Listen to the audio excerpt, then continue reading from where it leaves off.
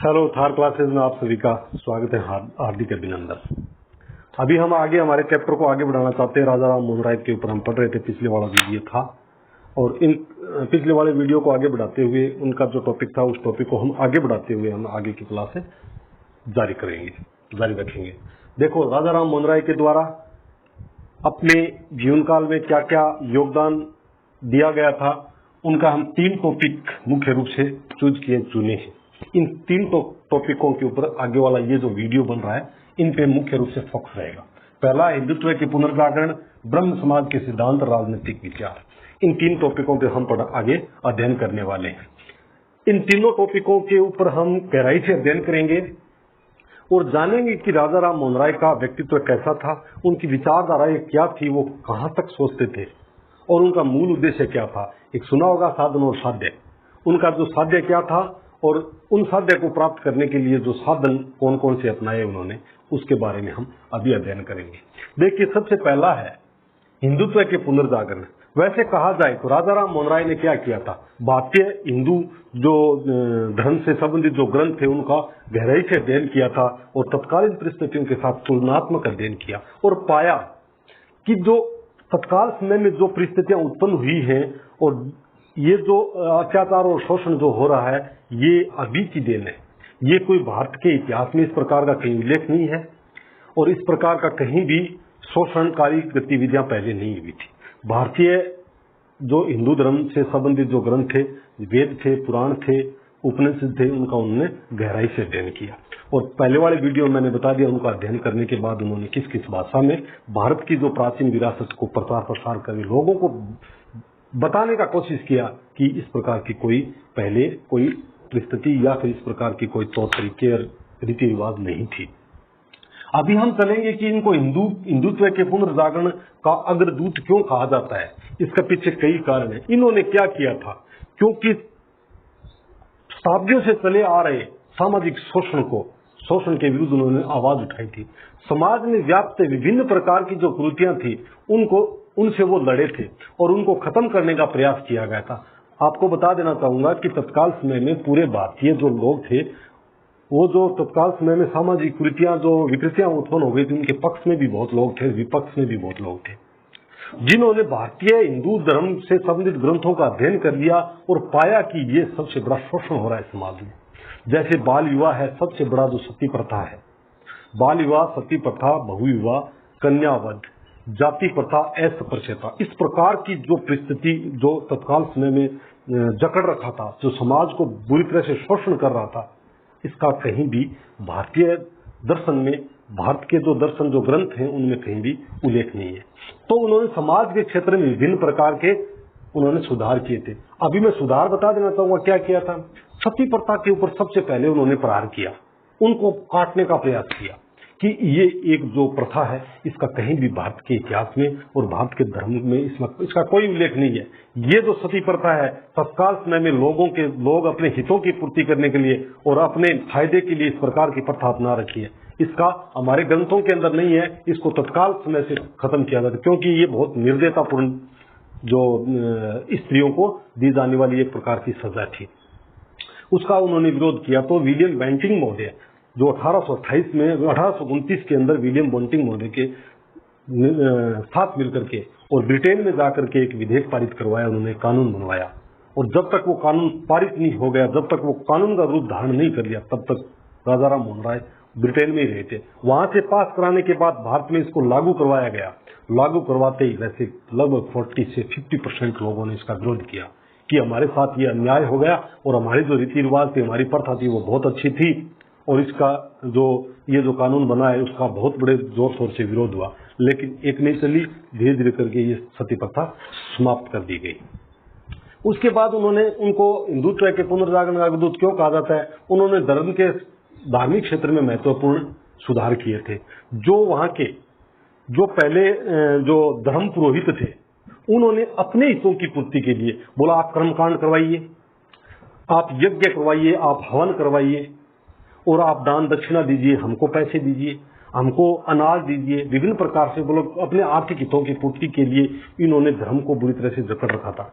बोला कि हम यदि आपका हवन करेंगे, यज्ञ करेंगे तो आपको पाप से मुक्ति मिल जाएगी। और विविध तरह तरह के देवताओं का प्रचलन हो गया था। इसलिए राजा राम मोहन राय ने क्या किया, बहुदेववाद पे कटाक्ष प्रहार किया। बोले कोई बहुत देवता सिर्फ एक ही है, ईश्वर एक है, एकेश्वरवाद को बढ़ावा दिया उन्होंने। दूसरी बात, उन्होंने बोला कि इस धर्म के अंदर जो ये धर्माधिकारी हैं, जो धर्म पुरोहित हैं, जो बोल रहे हैं कि हम ही जो यज्ञ करेंगे वही पवित्र होता है, ऐसा कुछ नहीं है। इन्होंने जो लोग बोल रहे हैं कि इस देवता की पूजा हम करेंगे तभी वो सर्वोच्च होगी, ऐसा कुछ नहीं है। इन्होंने राजा राम मोहन राय ने बोला था कि प्रत्येक व्यक्ति इस धरती के ऊपर जो जन्म लिया है वो हर इंसान ईश्वर की पूजा कर सकता है। उनके लिए द्वार खोल दिए। तो धार्मिक क्षेत्र में इन्होंने बहुदेववाद पे कटाक्ष प्रहार किया, मूर्ति पूजा पे कटाक्ष प्रहार किया तथा प्रत्येक व्यक्ति को ईश्वर की पूजा करने के लिए स्वतंत्र किया और उनके पूजा के द्वार खोल दिए। धार्मिक क्षेत्र में उन्होंने ये काम किया। ब्रह्म समाज की स्थापना इन्होंने क्यों की, जो पिछले वाले वीडियो में मैंने बताया था, उनका मूल उद्देश्य था अपने विचारों का प्रचार प्रसार करना और एक बहुत बड़ा संगठन तैयार करना ताकि समाज में व्याप्त विभिन्न प्रकार की जो कुरीतियां और विकृतियां उत्पन्न हो गई है उनको समाप्त करना उनका मूल उद्देश्य था, ब्रह्म समाज की स्थापना करना। उसके बाद राजनीतिक क्षेत्र में कार्य उन्होंने क्या किया, राजनीतिक क्षेत्र में जो आगे मैंने राजनीतिक उनके विचार क्या थे उनको मैं डिटेल से गहराई से आपका बताऊंगा। उसके बाद शिक्षा के क्षेत्र में उन्होंने क्या किया, शिक्षा के क्षेत्र में उन्होंने क्या किया कि पाश्चात्य शिक्षा को उनको बढ़ावा दिया, समर्थन किया था उन्होंने पाश्चात्य शिक्षा का। क्योंकि जब राजा राम मोहन राय का जो जीवन काल था उससे पहले यूरोप के अंदर एक रूसो और जॉन लॉक का ने जन्म ले लिया था। जॉन लॉक ने 3 सिद्धांत यानी 3 अधिकार दिए थे, जीवन जीने का अधिकार, स्वतंत्रता का अधिकार, संपत्ति रखने का अधिकार, ये उन्होंने सिद्धांत दिए थे। साथ में जॉन लॉक के बाद जीन जैक्स रूसो थे, उन्होंने स्वतंत्रता, समानता और बंधुत्व की जो विचारधारा उत्पन्न हुई थी उधर। तो ये जो था वो अंग्रेजी भाषा में था। वहां का जो परिस्थितियां थी, वहां पे जो जिस प्रकार से लोगों को स्वतंत्रता, समानताओं का अधिकार दिया जा रहा था, उनका सब का उल्लेख था वो अंग्रेजी भाषा में था। अब अंग्रेजी भाषा में अपनाना, भारत के अंदर भी उनको अपनाना, तो फिर अंग्रेजी भाषा का अध्ययन करना बहुत जरूरत पड़ी। तो इसलिए उन्होंने पाश्चात्य शिक्षा को बढ़ावा दिया। पाश्चात्य शिक्षा के माध्यम से भारत के अंदर वो विचारधाराएं पैदा करने चाहते थे, वो उन विचारधाराओं से ओतप्रोत मतलब लोगों को जागृत करना चाहते थे। देखो यूरोप के अंदर इन महान विभूतियों ने, जीन जैक्स रूसो, साथ में जॉन लॉक थे, इन्होंने इस प्रकार की विचारधाराएं दी और इन विचारधाराओं के परिणाम स्वरूप वहां पे क्रांति हुई और आज वहां के लोगों को समानता और स्वतंत्रता के अधिकार प्राप्त है। तो वो जो अधिकार और समानता, अधिकार और इस प्रकार की जो विचारधाराएं थी भारत के अंदर स्थापित करना और लोगों के बीच में प्रचार प्रसार करना, तो फिर अंग्रेजी भाषा की महत्ता बढ़ जाती थी। इसलिए उन्होंने पाश्चात्य भाषा को बढ़ावा दिया, पाश्चात्य शिक्षा को बढ़ावा दिया। पाश्चात्य शिक्षा के अंदर जो इस प्रकार के सिद्धांत थे उनको लोगों को पढ़ने के लिए प्रेरित किया कि देखिए इनको पढ़िए, तो पढ़ेंगे तो अपने आप लोगों के अंदर राष्ट्रवाद की भावना उत्पन्न हो जाएगी, राष्ट्रीयता की भावना उत्पन्न हो जाएगी। इसलिए उन्होंने अंग्रेजी भाषा, पाश्चात्य भाषा और पाश्चात्य शिक्षा को बढ़ावा दिया था। यह है उन्होंने शिक्षा के क्षेत्र में कलकत्ता के अंदर संस्कृत कॉलेज की स्थापना की, जिसके माध्यम से लोगों को संस्कृत भाषा से अधिक सिखाया जाए। और संस्कृत भाषा से यदि हम ज्यादा से ज्यादा लोगों को सिखाएंगे तो निश्चित रूप से भारत के जो हिंदू धार्मिक ग्रंथ हैं, वेद है, पुराण है, उपनिषद है, इस प्रकार के जो ग्रंथ हैं उनका ये लोग अध्ययन करेंगे तो हमारे लिए इतना आसान हो जाएगा प्रचार प्रसार करना कि देखो हिंदू धर्म के अंदर क्या लिखा हुआ है। इसलिए उन्होंने संस्कृत कॉलेज की स्थापना वहां पे कलकत्ता में करवाई थी। उसके बाद हम ब्रह्म समाज के सिद्धांत के बारे में कुछ अध्ययन करना चाहते हैं कि ब्रह्म समाज का जो मौलिक सिद्धांत थे, मूल रूप से ब्रह्म समाज क्या बोलना चाहता थे और मूल रूप से ब्रह्म समाज के माध्यम से ये महान विभूति राजा राम मोहन राय क्या प्रचार प्रसार करना चाहते हैं। देखिए इन्होंने सबसे पहले ईश्वर एक की अवधारणा दी थी। क्यों दी थी ईश्वर एक की अवधारणा? क्योंकि उस टाइम 2 धर्म थे, 3 धर्म थे मुख्य रूप से, हिंदू, इस्लाम एंड ईसाई धर्म। हिंदू और इस्लाम धर्म में दोनों में एकेश्वरवाद है, दोनों की जो विचारधारा वो एकेश्वरवादी है। तो लोग हिंदू धर्म से उनकी तरफ जा रहे थे ताकि बौद्धवाद से इन जो धर्माधिकारियों ने, धर्म पुरोहितों ने जिस प्रकार से यहाँ के कर्मकांडों को बढ़ावा दे रखा है, बोले यज्ञ कराओगे तो आप इस पाप से मुक्ति मिलेगी, ये मिलेगी, इस देवता की पूजा करोगे तो आपसे मुक्ति मिलेगी, तो इससे परेशान होकर लोग धर्मांतरण कर रहे थे। तो फिर राजा राम मोहन राय ने बोला नहीं, ईश्वर एक ही है। कहाँ लिखा हुआ है? ये हमारे वैदिक ग्रंथों के अंदर लिखा हुआ है, ईश्वर एक ही है। और ये बौद्धवाद, ये जो बहुत सारे देवताओं ने पनपा रखे हैं और जो पूजा करने के लिए जिन्होंने प्रेरित कर ले, ये जो आज की ही देन है। यहाँ के जो धर्माधिकारी हैं, यही अपने हितों की पूर्ति करने के लिए इन्होंने किया। बोला ऐसा कुछ नहीं है, ईश्वर एक ही है। और उसके बाद इस धरती के ऊपर शांति व्यवस्था स्थापित करने के लिए उन्होंने क्या बोला कि जीवात्मा अमर है। देखिए, जीव की जो आत्मा अमर है, उन्होंने एक शरीर और आत्मा को अलग अलग किया। बोला कि शरीर नश्वर है, ये समाप्त होगा, खत्म होगा, लेकिन आत्मा अमर है। तो लेकिन आत्मा अमर है, ये साथ में क्या लेके जाएगी? बोला आत्मा कर्म लेके साथ में जाएगी, और यदि आपने बुरे कर्म किए हैं तो उनका फल आपको भुगतना पड़ेगा। इस बात की भी विचारधारा ब्रह्म समाज में थी। क्यों थी?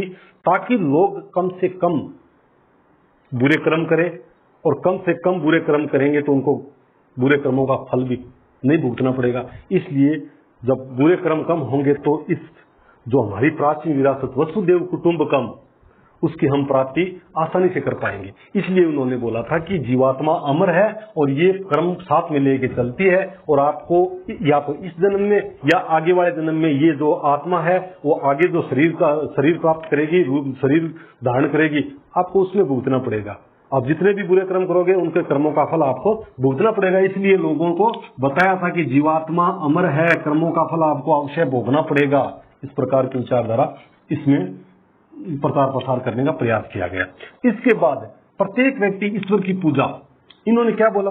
ब्रह्म समाज के अंदर सबसे पहले इन्होंने बोला कि देखिए, ये जितने भी देवता हैं, आप इतने देवता, बौद्धवाद का तो उन्होंने विरोध किया ही था और एकेश्वरवाद को बढ़ावा दिया था, लेकिन इसके बाद भी उन्होंने बोला ईश्वर एक है, लेकिन इसकी पूजा ये धर्माधिकारियों के द्वारा जो बोला जा रहा है ना कि इनकी पूजा हम करेंगे तभी आप पाप से मुक्त होंगे, इनके नाम पे आपको दान दक्षिणा हमको देनी पड़ेगी, इनके नाम पे जो यज्ञ और हवन में जितना खर्चा होता है वो सब आप करोगे, और इसको हम करवाएंगे तभी होगा, और एक मंदिर की पूजा हम ही करेंगे। ये धर्माधिकारी बोले, धर्म पुरोहित बोले कि हम करेंगे तभी होगा। राजा राम मोहन राय इस मंच के माध्यम से बोला नहीं, ऐसा कुछ नहीं है। प्रत्येक व्यक्ति इस धरती पे जिन्होंने जन्म लिया है वो सब ईश्वर की पूजा कर सकता है। इस प्रकार का सिद्धांत उन्होंने ब्रह्म समाज के सिद्धांत में शामिल किया। पाप का त्याग तथा पश्चाताप, किसी भी व्यक्ति को जो पहले ही बताया था बुरे कर्म करोगे तो अवश्य फल भोगना पड़ेगा, तो आप पाप मत कीजिए, और यदि आपके हाथों से पाप हो गया तो दोबारा मत कीजिए, और उससे पश्चाताप कीजिए कि मेरे हाथ से जो पाप हो गया वो गलती से हो गया और मैं दोबारा नहीं करूँ। उस पर पश्चाताप कीजिए और पाप से दूर रहिए, पाप का त्याग कीजिए। ये भी उसकी विचारधारा है। सभी धर्मों तथा उपदेश, उन्होंने बोला था कि सभी धर्मों के अंदर अच्छी शिक्षाएं उनको ग्रहण कीजिए, वो आपके जीवन को व्यवहार में उनको उतारिए और आपके जीवन को एक बहुत मतलब स्पष्ट और साफ जीवन जीने के लिए प्रेरित करेंगी वो विचारधाराएं। तो इन्होंने फिर सभी धर्मों के उपदेशों, धर्म तथा उपदेशों की जो शिक्षा है उनको अपनाने के लिए उन्होंने बल दिया था। इस प्रकार से ब्रह्म समाज के सिद्धांत उन्होंने, मुख्य रूप से ये सिद्धांत थे, उसके अलावा भी बहुत सारे सिद्धांत उसमें शामिल किए गए थे। उसके बाद राजा राम मोहन राय के राजनीतिक विचार क्या थे? इनका जो एक साध्य था, बता देना चाहूंगा, इनका साध्य था राजनीतिक स्वतंत्रता प्राप्ति करना। लेकिन राजनीतिक स्वतंत्रता प्राप्ति करना इनका साध्य था, मूल उद्देश्य था, लक्ष्य था, लेकिन किन किन साधनों से उनको प्राप्त कर सकते हैं? जिस प्रकार से हम आगे पढ़ेंगे, महात्मा गांधी ने राजनीतिक स्वतंत्रता प्राप्त करने के लिए सत्याग्रह और अहिंसा का सहारा लिया था, उसी प्रकार राजा राम मोहन राय ने तत्काल समय की परिस्थितियों को देखते हुए और समाज में सुधार, धर्म से संबंधित सुधार करते हुए लोगों को एक मंच पे लाना और उसके बाद एक मंच पे लाके राजनीतिक स्वतंत्रता प्राप्ति की ओर प्रेरित करना, लोगों के अंदर राष्ट्रवाद की भावना जागृत करना, राष्ट्रीयता की भावना जागृत करना इनका मूल उद्देश्य था। इन्होंने क्या किया? इनके राजनीतिक विचारधारा की, अब ये इससे पता चलेगा कि राजा राम मोहन राय राजनीतिक क्षेत्र में क्या सोचते थे, उनके दिमाग के अंदर क्या चलता था। उनके दिमाग में ये चलता था, देखो उन्होंने रखा था, ब्रिटिश ईस्ट इंडिया कंपनी के सामने उन्होंने अपने विचार रखे थे कि शिक्षित भारतीयों को उच्च पदों पर नियुक्ति दी जाए। इसका मूल उद्देश्य क्या था? मैंने एक एक करके इनका सबका मूल उद्देश्य बताया था कि इनके पीछे क्या जो सोच थी, राजा राम मोहन राय की क्या सोच थी, वो भी बता दिया। अभी ये जितने भी टॉपिक है इन सब के बारे में राजा राम मोहन राय की क्या सोच थी और क्या प्राप्त करना चाहते थे, और इस प्रकार की ये जो उन्होंने मांग ब्रिटिश ईस्ट इंडिया कंपनी के सामने क्यों रखी थी, उसकी जो मेन जो थीम है वो मैं बताना चाहता हूँ कि शिक्षित भारतीयों को उच्च पदों पर नियुक्ति करना क्या मूल उद्देश्य था। उनका मूल उद्देश्य ये था कि यदि हमारे भारतीय जो शिक्षित हैं उनको यदि उच्च पदों पे इन लोगों के द्वारा नियुक्ति दे दी जाए तो ये प्रशासन में अपना हाथ बंटाएंगे और एक प्रशासनिक व्यवस्था को अच्छी तरह से समझेंगे तो वो हमारा एक बहुत बड़ा वर्ग प्रशासन को संचालित करने में तैयार हो जाएगा, ताकि भविष्य में जब हमको स्वतंत्रता प्राप्ति होगी, जब इन अंग्रेजों को हम इधर से भगाएंगे तो पीछे से हमें शासन करने में उनको आसानी हो जाएगी। इसलिए उन्होंने बोला था कि शिक्षित भारतीयों को उच्च पदों पे, एक तो उनका ये मूल उद्देश्य था, दूसरा ये था कि इनको भी तो उच्च पदों पे नियुक्ति करके आर्थिक जो उनका वेतन है वो प्राप्त कर सकेंगे और अधिकतम सुविधाएं प्राप्त कर सकेंगे, वो भी उनका मूल उद्देश्य है। तो उनका एक दूरदृष्टि और एक कालीन दृष्टि थी, या फिर वैसे देखा जाए तो दीर्घ दृष्टि, वैसे बोला जाए तो तत्काल समय में वो क्या उद्देश्य, उनका उद्देश्य क्या था और दूरदृष्टि उनकी क्या थी। इनके दो उद्देश्य मिलेंगे आपको। सैनिक शिक्षा, प्रत्येक भारतीय मतलब भारत के बहुत बड़े वर्ग को वो सैनिक शिक्षा दिलवाना चाहते थे, ताकि यदि सैनिक शिक्षा दे देंगे तो उसमें क्या होगा कि हमारा एक बहुत बड़ा वर्ग सेना के नियम और कानूनों को समझ पाएगा। जब वो समझ पाएगा तो फिर हमारा एक ये भी वर्ग तैयार हो जाएगा। और ये वर्ग जब तैयार हुआ, राजाराम मोहन राय ने जब ये सैनिक शिक्षा के लिए प्रेरित किया और ब्रिटिश सरकार अपने हितों की पूर्ति के लिए, अपने आर्थिक संसाधनों की पूर्ति के लिए इन्होंने एक सैनिक शिक्षा देकर के बहुत बड़ा वर्ग तैयार कर दिया था। उसके बाद किया था उन्होंने 19वीं शताब्दी के प्रारंभ से लगातार किया था, लास्ट में उनको परिणाम मिला था 1857 के अंदर। इन्हीं लोगों ने किया था, इन लोगों ने ही विद्रोह किया था, इन लोगों ने ही ब्रिटिश जो हमारा मंगल पांडे महोदय के द्वारा जो अंग्रेज अधिकारियों की हत्या कर दी गई थी, वो क्या था, वो बहुत बड़ा एक संगठन था। उसके बाद जगह जगह छावनियों के अंदर ये क्रांति फैल गई थी। तो वो भी एक है उनका, जो राजाराम मोहन राय का ये मूल उद्देश्य ये भी था कि एक सैनिक शिक्षा देकर के एक भारतीयों का सबसे बड़ा एक सैनिक वर्ग तैयार कर दिया जाए तो आगे जाकर के लड़ने में आसानी होगी। उसके बाद उनका क्या था, न्याय और प्रशासन में भारतीयों की भर्ती सीधा झलकता है। पहली बात, उनको वेतन, अच्छा वेतन मिलेगा, सुख सुविधाएं मिलेगी, तो वो अपना जो विकास कर पाएगा, प्रगति कर पाएगा। साथ में इसका क्या मूल उद्देश्य था कि यदि न्याय क्षेत्र में, नीचे दूसरे वाला न्याय के क्षेत्र में यदि भारतीयों का ये योगदान हो जाएगा तो भारतीयों के द्वारा जो काम किया जाए, आगे जो ब्रिटिश ईस्ट इंडिया कंपनी के सामने जो विद्रोह किए जाएंगे और जो लड़ाइयां की जाएगी और अपने अधिकारों की रक्षा की जाएगी और आर्थिक शोषण से मुक्ति पाना है, तो ये लोग फिर ब्रिटिश ईस्ट इंडिया कंपनी के साथ विद्रोह करेंगे। तो फिर क्या होगा, तो यदि यहाँ पे उच्च पदों पे न्यायिक क्षेत्र में और प्रशासनिक क्षेत्र में यदि भारतीय होंगे तो इनके पक्ष लेंगे, और भारतीय जो लोग होंगे, वो जो वकील होंगे, उनका पक्ष लेकर लड़ेंगे। उधर जो न्यायालय है उसमें न्यायालय एक भारतीय व्यक्ति होगा जो जिन्होंने इस प्रकार का विद्रोह किया, जिन्होंने ब्रिटिश ईस्ट इंडिया कंपनी का जो विरोध किया था, उसके पक्ष में जाकर के अपनी ये पक्ष रखेगा, तो भारतीय रखेगा। तो इसलिए बोला कि न्याय क्षेत्र में भी भारतीयों का योगदान या भर्ती होनी चाहिए। और न्याय और प्रशासन को अलग अलग करना, ये तो पुरानी विचारधारा है। वैसे मार्गेंथ्यू की है पुरानी विचारधारा की तीनों की जो पृथक्करण का सिद्धांत दिया था, तो यहाँ पे भी पृथक्करण का सिद्धांत है राजाराम मोहन राय के द्वारा दिया गया कि न्यायिक, प्रशासनिक तथा विधायिक का ये तीनों जो अंग हैं वो अलग अलग होना चाहिए, इनको स्वतंत्र रूप से काम करना चाहिए। लगान वसूली कर दर कम करना, अब लगान वसूली दर कम करना, इससे क्या करना चाहते थे राजाराम मोहन राय, क्योंकि तत्काल समय में यहाँ का जो कृषक वर्ग था, जो श्रमिक वर्ग था, उनसे जो लगाने ली जाती थी, खेती में कृषक वर्ग से जो लगाने ली जाती थी बहुत उच्च थी, उससे कृषक वर्ग का शोषण हो रहा था। तत्कालीन में तो उनका शोषण को कम करना चाहते थे। लेकिन इस प्रकार की मांग रखेंगे तो कृषि किसान है वो जानेंगे कि राजाराम मोहन राय हैं, वो हमारी तरफ से यह मांग रख रहे हैं और इसको लगान को कम करने का प्रयास कर रहे हैं, तो निश्चित रूप से वो राजाराम मोहन राय की जो भावनाएं उनकी ओर प्रेरित हो जाएंगे और फिर एक संगठन बनना प्रारंभ हो जाएगा। उसके बाद फारसी के स्थान पर अंग्रेजी को सरकारी भाषा, क्योंकि फारसी एक भाषा थी, एक अल्पसंख्यक यूज करते थे, बहुत कम क्षेत्र में यूज करते थे, जिसका कोई आगे जाकर के कोई सकारात्मक परिणाम निकलने वाला नहीं था। अंग्रेजी भाषा को क्यों अपनाया, क्योंकि ब्रिटेन के, यूरोप के अंदर विभिन्न प्रकार की क्रांतियां हो चुकी थी, जिनके पीछे मैं पहले भी बताया, जिन रूसो तथा जॉन लॉक का महत्वपूर्ण योगदान था। उन्होंने, जॉन लॉक ने जो जीने का अधिकार और स्वतंत्रता का अधिकार तथा संपत्ति के अधिकार की जो अवधारणा दी थी, और रूसो ने समानता, स्वतंत्रता और बंधुत्व की अवधारणा दी थी। तो इस प्रकार की जो अवधारणाएं भारत में लागू करना चाहते थे, लेकिन फारसी भाषा के अंदर यदि सरकारी भाषा थी तो उससे लागू नहीं कर सकते थे। बोला कि ये सब वो अंग्रेजी भाषा में उधर रखा हुआ है, तो एज इट इज इधर भारत के अंदर यदि अंग्रेजी भाषा को वो ग्रंथ यदि इधर ले आगे पुस्तक ले आगे लोगों को प्रचार प्रसार करें तो लोगों में जागृति होगी, राष्ट्रीयता की भावना उत्पन्न होगी। तो फिर इस फारसी की जगह अंग्रेजी को कर दिया जाए तो ना कि अंग्रेजी भाषा में स्कूलों में शिक्षा दी जाने लगेगी, तो फिर अंग्रेजी भाषा के जानकार ज्यादा हो जाएंगे, तो ज्यादा हो जाएंगे तो उस पर जो यूरोपियन ग्रंथ थे उनको पढ़ेंगे अंग्रेजी भाषा में, तो राष्ट्रीयता की भावना, तो राष्ट्रवाद को बढ़ावा मिलेगा। इसलिए उन्होंने फारसी के स्थान पर अंग्रेजी भाषा को सरकारी भाषा चुनने का आग्रह किया था। आईसीएस में आयु 22 वर्ष, आयु कम थी।